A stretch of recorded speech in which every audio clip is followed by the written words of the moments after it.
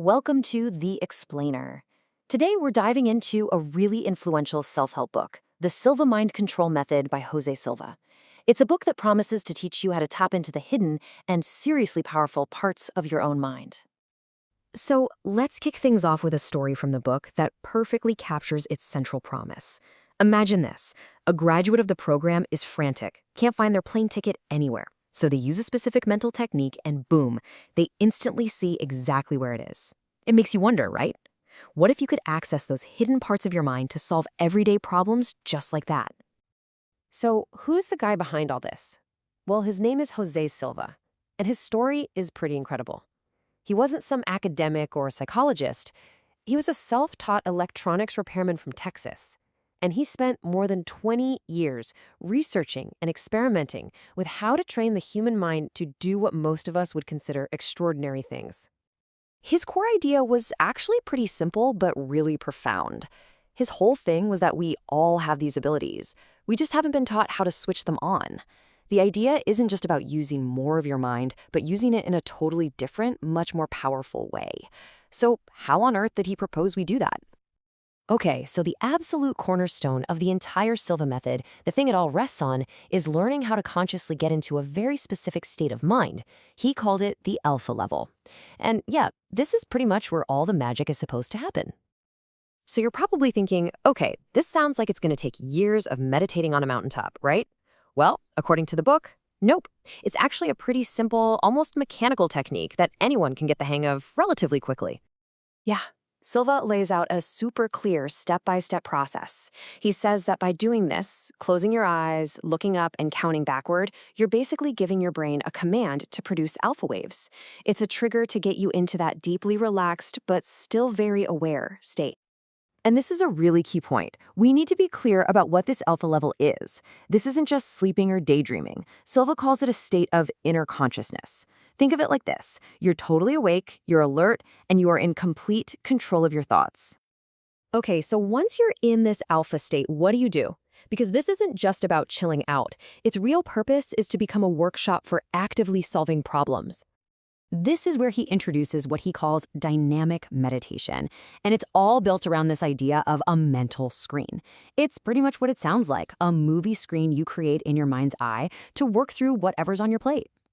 Okay, so step one, you've got to visualize the problem, and I mean really visualize it. You pull it up on your mental screen and recreate the whole situation, what it looked like, what it sounded like, and especially how it made you feel. All right, once that problem is crystal clear in your mind, you literally push that scene off your mental screen, get it out of there, and you immediately replace it with a new scene. This time, you're imagining all the steps and all the things that would lead to the solution you want. And here's the final step, and honestly, this is the absolute key. You now visualize the problem as being totally, completely solved. But you don't just see it, you have to feel it. Feel the success, the relief, the joy as if it has already happened. You're living in that successful outcome. Now, Silva is very clear that this isn't some magical free-for-all. There are rules, or laws, to this process. You have to genuinely desire it, believe it can happen, and expect it to happen. But the biggest rule, the one he really hammers home, is the ethical one. You cannot use this to create a problem for someone else. It's not for causing harm. Okay, so going to your alpha level by counting down from 100 is great, but it's not exactly something you can do in the middle of a meeting, right? That's why Silva also came up with shortcuts, ways to access this powerful mental state like in an instant in your everyday life. And this is where we get the 3 fingers technique. It's a fascinating idea. Basically, you're creating a physical trigger for a mental state. By joining your thumb and first 2 fingers over and over again while you're in the alpha state, you're conditioning yourself. Eventually, just making that gesture is supposed to snap you right back into that state of inner consciousness. And the book is filled with some pretty amazing stories about how people use this. For example, there's a story about a teacher who taught her 4th graders to use the 3 fingers technique right before a spelling test to help them instantly recall the words. And it's not just for spelling bees. This really shows how versatile the technique is supposed to be. You've got mind control graduates, from lawyers needing to remember case details to comedians trying to nail down their routines, using it to absorb and recall huge amounts of information.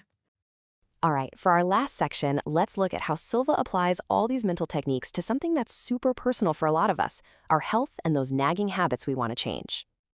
So Silva kicks this off with a really powerful question.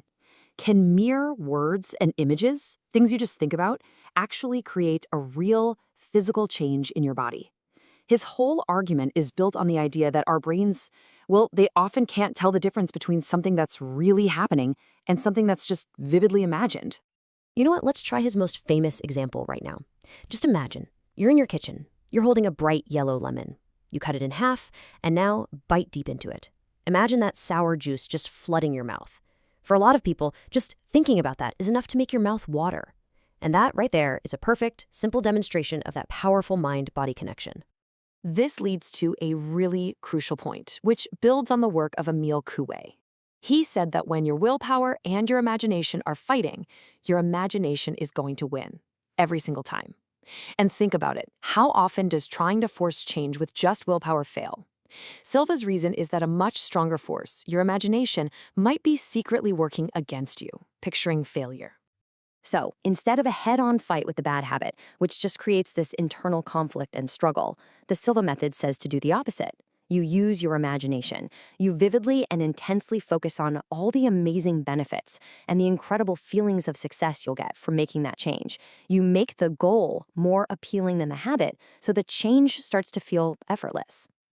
And this quote from José Silva himself really just wraps up the entire philosophy of the book. When people would thank him for their incredible results, he'd say, "No, I didn't do it. You did, your own mind." He really saw himself as just a teacher, someone showing people how to unlock this amazing power that he believed we all already have inside of us. So at the end of the day, the Silva method is presented as this practical toolkit for you to improve yourself and solve your own problems. And it leaves us with this one final, pretty provocative thought.